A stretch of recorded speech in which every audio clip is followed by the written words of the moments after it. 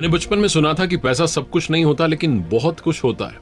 ये कहानी सच्ची और अच्छी है, थोड़ा ध्यान से समझिएगा। अगर आप पैसा कमाना चाहते हैं, अमीर बनना चाहते हैं, अमीर बने रहना चाहते हैं। रॉबर्ट टी कियोसाकी नाम के इंसान की कहानी है। जब 5th क्लास में पढ़ते थे, जिस स्कूल में पढ़ते थे, वहां देखते थे कि अमीरों के बच्चे आते थे, उनके माता पिता, उनके पेरेंट्स आते थे महंगी गाड़ी में उनको छोड़ने के लिए। उन बच्चों के पास में महंगे आइटम होते थे। रॉबर्ट के जो फादर थे वो एक टीचर थे, पीएचडी होल्डर थे, अच्छी पढ़ाई की थी लेकिन कम कमाते थे। रॉबर्ट ने कहा मेरे डैड तो पुअर डैड है। रॉबर्ट घर पर गए एक दिन स्कूल से परेशान होकर के यही सोचते जा रहे थे कि मेरे पास में ये सब चीजें क्यों नहीं है, मेरे पापा कार से छोड़ने क्यों नहीं आते हैं। जाकर के पापा से कहा कि पापा अमीर कैसे बन सकते हैं। तो पापा ने कहा यूज योर हेड, अपना दिमाग चलाओ। छोटा बच्चा 5th क्लास का क्या करता, अपने दोस्त माइक के पास में गया और उससे कहा कि आओ थोड़ा पैसा कमाते हैं। आसपास के एरिया में जितना टूथपेस्ट था, जितनी वो टूथपेस्ट की ट्यूब होती वो थी खाली वाली, उसको लेकर के आए। स्टील का बर्तन गैस पर रखा, गर्म पानी जो था उबलने के लिए छोड़ दिया, उसमें उसको डाल दिया और कुछ कोशिश में लगे थे। रॉबर्ट के फादर, रियल फादर जो है, घर पर आते हैं तो देखते हैं कि बच्चे क्या कर रहे हैं। उन्होंने कहा क्या कर रहे हो? तो रॉबर्ट कहते हैं कि पापा हम मनी कॉइन्स बनाएंगे, इससे सिक्के बनाएंगे। हंसने लगते हैं और कहने लगते हैं कि ये इल्लीगल है, ये नहीं करना चाहिए। फिर रॉबर्ट को लेकर के बैठते हैं अलग से और कहते हैं बेटा तुमने उस दिन सवाल पूछा था कि अमीर कैसे बन सकते हैं। मैंने मेरी लाइफ में पैसे के बारे में सोचा ही नहीं। एक नौकरी के बारे में सोचा, नौकरी करता रहा। पैसा ज्यादा कैसे कमा सकते हैं तो ख्याल ही नहीं आया। तुम्हारा जो दोस्त है माइक, उसके फादर बिजनेसमैन है। माना वो सिर्फ 8वीं पास है, मेरी तरह इतनी उन्होंने पढ़ाई नहीं की, सिर्फ 8वीं पास है, लेकिन वो तुम्हें बता सकते हैं कि अमीर कैसे बनते हैं। 9 साल का बच्चा माइक के डैड के पास जाता है, जिन्हें कहता है रिच डैड, और उनसे समझना शुरू करता है। कहानी की शुरुआत होती है, 30 साल तक समझता है। फाइनेंशियल जो एजुकेशन है वो उसे मिलती है और कमाल करके दिखाता है। रॉबर्ट टी कियोसाकी, जिनकी किताब है रिच डैड पुअर डैड, उसकी समरी आपको समझाने का प्रयास कर रहा हूं इस छोटे से वीडियो में। इससे पहले कि क्या सीखना चाहिए rich dad poor dad book से, मैं आपको बताना चाहता हूं कि जो इसके ऑथर हैं रॉबर्ट टी कियोसाकी, उन्होंने इस बुक में यह भी बताने की कोशिश की कि मेरे जो फादर थे, यानी कि जिनको वो रिच डैड कह रहे हैं, यानी कि दोस्त के फादर, और पुअर डैड यानी कि उनके रियल फादर, उनकी सोच में कितना डिफरेंस था। बचपन में वो बोलते हैं कि मैं सोचा करता था, कंफ्यूजन था, क्योंकि मैं छोटा था, मैं समझ नहीं आता क्या करें। रिच डैड की सुननी चाहिए, पुअर डैड की सुननी चाहिए, क्योंकि पैसों के बारे में दोनों का जो एटीट्यूड था, जो पर्सपेक्टिव था, वो बिल्कुल डिफरेंट था। हालांकि दोनों ही चाहते थे कि रॉबर्ट लाइफ में ग्रो करे। उनके पुअर डैड यानी कि रियल डैड जो थे वो ये कहते थे कि हम ये नहीं ले सकते हैं, हम वो नहीं ले सकते हैं, लेकिन जो रिच डैड थे उन्होंने ये लाइन कभी कही नहीं। जो पुअर डैड थे वो कभी भी डिनर टेबल पर डिस्कस करना पसंद नहीं करते थे पैसे के बारे में, लेकिन रिच डैड जो थे वो पैसे के बारे में डिस्कस करते रहते थे। जो रिच डैड थे वो ये कहते थे कि तुम्हें अपने आप से पूछना चाहिए, मान लो तुम्हें कोई चीज पसंद आ गई तो तुम्हें अपने आप से पूछना चाहिए कि इस चीज को कैसे ले सकते हैं। कई बार हम ये सोचते हैं कि तो मेरे बस की बात नहीं है और दिमाग को वहीं पर स्टॉप कर देते हैं, दिमाग उस बारे में सोचना ही बंद कर देता है, फाइल क्लोज हो जाती है। लेकिन अगर आप रिच डैड की बात माने, उनकी बात को फॉलो करें, तो वो कहते हैं कि आपको अपनी ब्रेन को काम पर लगाना चाहिए कि इस चीज को कैसे खरीदा जा सकता है। जैसे ही आप दिमाग को ये कहते हैं, दिमाग अपना काम करना शुरू कर देता है, ब्रेन की एक्सरसाइज होना जो है वो शुरू हो जाती है। इसलिए आप हमेशा अपने दिमाग को एक्टिव रखना चाहिए। पुअर डैड का यह मानना था कि रिस्क नहीं लेनी चाहिए, और रिच डैड ये कहते हैं कि रिस्क को मैनेज करना आना चाहिए। एक टर्म है कैलकुलेटिव रिस्क, वो लेनी चाहिए। पुअर डैड कहते थे कि बहुत सारी पढ़ाई करो, डिग्री लो, एक सिक्योर्ड जॉब करो।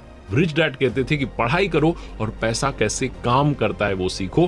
पैसे के लिए काम मत करो, बल्कि उस पैसे को काम पर लगाना शुरू करो। तो 19 साल की उम्र में रॉबर्ट यानी कि इस बुक के जो ऑथर हैं वो डिसाइड कर लेते हैं कि रिच डैड की सुनेंगे, पैसों के बारे में सीखेंगे और लाइफ में ग्रो करते जाएंगे। अब क्या सीखने समझने वाली बात है, आइए उसके बारे में बात करते हैं। रिच डैड जो है वो ये कहते थे कि आप कितना पैसा कमा रहे हैं ये इंपॉर्टेंट नहीं है, इंपॉर्टेंट ये है कि आप कितना पैसा बचा रहे हैं। बहुत सारे लोगों को ये पता ही नहीं होता है। आपने देखा है वो सेलिब्रिटीज, वो सिंगर्स, वो एक्टर्स जो कि एक समय में बहुत अमीर थे, करोड़ों में कमाई कर रहे थे, लेकिन एक समय के बाद में उनके पास में कुछ बचता नहीं है, वो बैंकरप्ट हो जाते हैं, गरीब हो जाते हैं। जो एक महंगी लाइफस्टाइल मैनेज कर रहे थे, कुछ भी नहीं बचता है, क्योंकि वो फाइनेंशियली नॉलेज नहीं गेन कर पाए, अपने पैसे को मैनेज नहीं कर पाए और अमीर नहीं बने रहे। Rich dad poor dad book जो है आपको यही सिखाती है कि अमीर बनना और अमीर बने रहना दोनों में बहुत सारा अंतर होता है। अगर आप थोड़ा समझना चाहते हैं, इस कैश फ्लो को समझना चाहते हैं, तो सबसे पहले आपको एसेट के बारे में, लायबिलिटीज के बारे में समझना होगा। रिच डैड कहते हैं कि एसेट जो है वो आपकी जेब में पैसा डाल रहा है, लायबिलिटीज जो है वो आपकी जेब से पैसा निकाल रही है। अगर आप अमीर बनना चाह रहे हैं तो एसेट आपको खरीदनी होंगी, अगर आप मिडिल क्लास और लोअर क्लास लाइफ जीना चाह रहे हैं तो आपको लायबिलिटीज खरीदनी होंगी। कोई भी अमीर आदमी चाहे पढ़ा लिखा ना हो, जैसे कि रिच डैड जो है वो सिर्फ 8वीं पास है, लेकिन वो फाइनेंशियली लिटरेट होता है, फाइनेंशियली साउंड होता है, उससे सब कुछ मालूम होता है कि पैसा कैसे काम करता है, पैसे को कहां लगाना चाहिए और कितना मुझे बेनिफिट हो सकता है। हर आदमी की लाइफ में एक इनकम स्टेटमेंट, बैलेंस शीट और कैश फ्लो होता है। इनकम स्टेटमेंट को एक तो इनकम और एक्सपेंसेस में जो है उसको डिवाइड किया जाता है, जो बता रहा है कि कितना आ रहा है और कितना जा रहा है। बैलेंस शीट में भी 2 पार्ट होते हैं, एक एसेट होता है, दूसरा लायबिलिटीज होता है। तो आपके एसेट जो है आपके लिए पैसा बना रहे हैं, आपको पैसा कमा के दे रहे हैं, जैसे कि जमीन है, शेयर मार्केट है, या आपने बॉन्ड्स में पैसा लगाया, या आपकी इंटेलेक्चुअल प्रॉपर्टी है। लायबिलिटीज जो है इसका मतलब कि आप सिर्फ और सिर्फ लोन चुका रहे हैं। तो सबसे पहले समझते हैं गरीब आदमी का कैश फ्लो। गरीब आदमी का जो कैश फ्लो है उसकी सिर्फ और सिर्फ जो सोर्स ऑफ इनकम है वो उसकी सैलरी है, यानी कि तनख्वाह है। तनख्वाह एक तय समय पर आती है और जैसे ही आती है एक्सपेंसेस शुरू हो जाते हैं। एक्सपेंसेस में उसे घर का किराया देना है, खाना है, कपड़े हैं, सारा का सारा पैसा एक्सपेंसेस में चला जाता है। उसके पास में नील बटा सन्नाटा बचता है। गरीब आदमी की बैलेंस शीट देखेंगे तो जो एसेट्स का कॉलम है वो हमेशा ब्लैंक रहता है, लायबिलिटीज में ही उसका सारा पैसा जो है चला जाता है, यानी कि इनकम आती है और चली जाती है, रुकता कुछ भी नहीं है। ये होता है गरीब आदमी का कैश फ्लो। गरीब आदमी के कैश फ्लो को और मिडिल क्लास आदमी के कैश फ्लो को अगर आप समझेंगे तो ज्यादा डिफरेंस नहीं दिखेगा, क्योंकि यहां पर भी एसेट का कॉलम खाली है। जो मिडिल क्लास लोग होते हैं उनका एक सेट पैटर्न होता है। शादी हो जाती है, उसके बाद में किसी नए शहर में जॉब की तलाश में चले जाते हैं, वहां एक किराए का घर लेते हैं। किराए का घर लेने के बाद में लगता है कि अब अपना घर बनाना चाहिए, अपने घर के लिए पैसा कमाना है, पैसा कमाना है, पैसा कमाना है। थोड़ा सा जो है वो एक डाउन पेमेंट की जितना पैसा जो है वो इकट्ठा करते हैं, फिर घर की जो है डाउन पेमेंट देते हैं, फिर शुरू हो जाता है लोन। और लोन तो चल ही रहा है, साथ साथ उस घर को सजाना चाहते हैं, इंटीरियर पर खर्चा करते हैं, फर्नीचर अच्छा लेना है, दूसरा सामान लेना है, कार अच्छी लेनी है। कुल मिलाकर के लायबिलिटीज का जो कॉलम है उसको भरते चले जाते हैं। Car loan, home loan, credit card loan, बहुत सारे लोन जो है वो चलते चले जाते हैं। पैसा आता तो है, इनकम आती तो है सैलरी के रूप में, लेकिन वो सीधी आकर के लायबिलिटीज में चली जाती है, बचता कुछ भी नहीं है। एसेट का कॉलम पूरी तरीके से खाली रह जाता है। अब समझते हैं अमीरों का कैश फ्लो आखिर होता कैसा है। जो अमीर है उनका कैश फ्लो क्या होता है। अगर आप इनकम वाला कॉलम देखेंगे तो उसमें भी 3-4 चीजें हैं, सिर्फ सैलरी पर ही डिपेंडेंट नहीं है। इंटरेस्ट जो है उसका पैसा आ रहा है, कैपिटल गेन जो है उसका पैसा आ रहा है, डिविडेंड जो है उसका पैसा आ रहा है, रॉयल्टीज का पैसा आ रहा है। और जब बात करते हैं एक्सपेंसेस की तो वही एक्सपेंसेस जो सबके हैं, टैक्स भी देना है, खाना भी है, कपड़े भी हैं, बच्चों की एजुकेशन भी है, ये सब तो है ही। लेकिन जब आप बैलेंस शीट की तरफ जाएंगे तो आपको दिखेगा कि लायबिलिटीज में बहुत कम है और एसेट्स में बहुत सारा है। लायबिलिटीज में क्रेडिट कार्ड है और लोन है, क्योंकि अगर आप बिजनेस कर रहे हैं तो लोन तो आपको लेना ही है, आपके पास में खर्चा भी होगा तो आपको पैसा तो चाहिए ही। एसेट्स की अगर बात करें तो वहां पर स्टॉक्स हैं, बॉन्ड्स हैं, इंटेलेक्चुअल प्रॉपर्टीज हैं और भी बहुत कुछ है, साथ में बिजनेसेस तो चल ही रहे हैं। तो कुल मिलाकर के जो अमीर व्यक्ति होता है उसका सारा और सारा ध्यान होता है एसेट वाला जो कॉलम है उसको बड़ा करने में।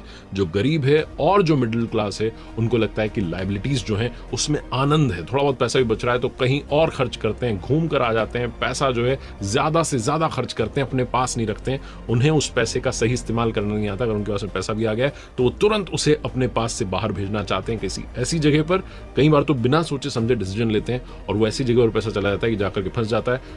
10 साल 15 साल के बाद में देखते हैं तो उस पैसे से ज्यादा ग्रोथ नहीं मिलती है। वो उसी रैट रेस में, जिसे कहते हैं ना रैट रेस, उसी में घूमते रहते हैं। पैसा कमाना है, खर्चे हैं, वापस से पैसा कमाना है, खर्चे हैं, नील बटे सन्नाटा आखिरी में लाइफ हो जाती है। इसलिए हमेशा एसेट वाला जो कॉलम है उसकी तरफ ध्यान दीजिए अगर आप रिच डैड की सुनना चाहते हैं। अमीर लोग जो होते हैं उनका इनकम सोर्स 3 टाइप का होता है। पहला ऑर्डिनरी यानी कि सैलरी, वो तो है ही। दूसरा है पैसिव यानी कि रियल एस्टेट से जो पैसा कमाया, जहां आप रहें ना रहें, ध्यान दें ना दें, पैसा आता रहेगा। और तीसरा है पोर्टफोलियो यानी कि शेयर मार्केट और सरकारी बॉन्ड से जो पैसा कमाया वो भी। दुनिया में जितने अमीर लोग हैं, चाहे वो जेफ बेजोस हों, चाहे इस बुक के ऑथर हों, चाहे जो फॉर्मर प्रेसिडेंट है अमेरिका के डोनाल्ड ट्रंप हो, ये सब अमीर क्यों बने? क्योंकि इनका पैसा, ये चाहे उस जगह पर थे या नहीं थे, पैसा ग्रो कर रहा था, पैसे से पैसा बनता चला जा रहा रहा था। जो आम आदमी होता है, जो गरीब आदमी होता है, जो मिडिल क्लास आदमी होता है, वो पैसे से सिर्फ और सिर्फ खर्चा करना जानता है, वो पैसे की नॉलेज नहीं रखता, फाइनेंशियल एजुकेशन जो है वो नहीं रखता है, और इस चक्कर में उसे बड़ा सारा नुकसान उठाना पड़ता है।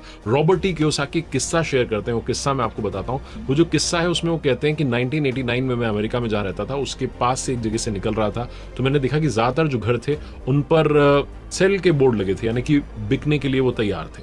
उस समय अमेरिका में रिसेशन आ गया था, शेयर मार्केट टूट चुका था, और वहां की रियल एस्टेट जो मार्केट थी वो भी बहुत खराब हालत में थी। तो इन्होंने देखा कि एक घर के नोटिस बोर्ड पर बहुत दिनों से सेल का जो था बोर्ड लगा हुआ था। उस घर के मालिक से जाकर के मिलते हैं और पूछते हैं कितने में बेच रहे हो, तो कहते हैं कि मैंने तो बेचने के लिए लगाया, लेकिन कोई खरीदार आ ही नहीं रहा है। तो रॉबर्ट पूछते हैं कि मुझे घर पसंद आ रहा है, आप क्या बोलते हैं कितने में? तो $20,000 में डील जो है फाइनल होती है।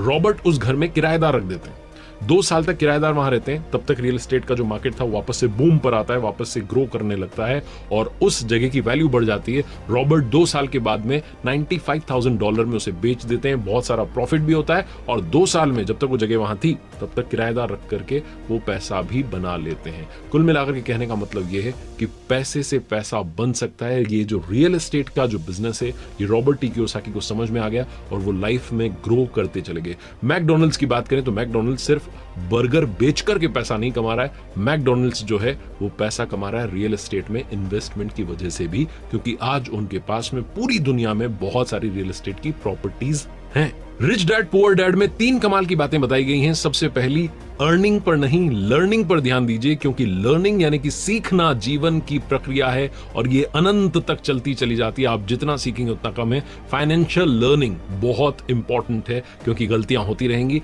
हर गलती से सीखिए, आगे बढ़ना शुरू कीजिए। दूसरी, गलतियां उसी से होती हैं जो जीतने के लिए खेलता है। अगर आप जीतने के लिए खेल रहे हैं तो गलतियां होंगी, गलतियां होने दीजिए, उनसे सीखिए, आगे बढ़िए। और तीसरी, पैसे के लिए काम मत करो, पैसे को काम पर लगाना शुरू करो। और अगर आप फाइनेंशियल नॉलेज चाहते हैं, लिटरेट होना चाहते हैं फाइनेंशियली, तो आपको पढ़नी चाहिए रिच डैड पुअर डैड। देखते रहिए।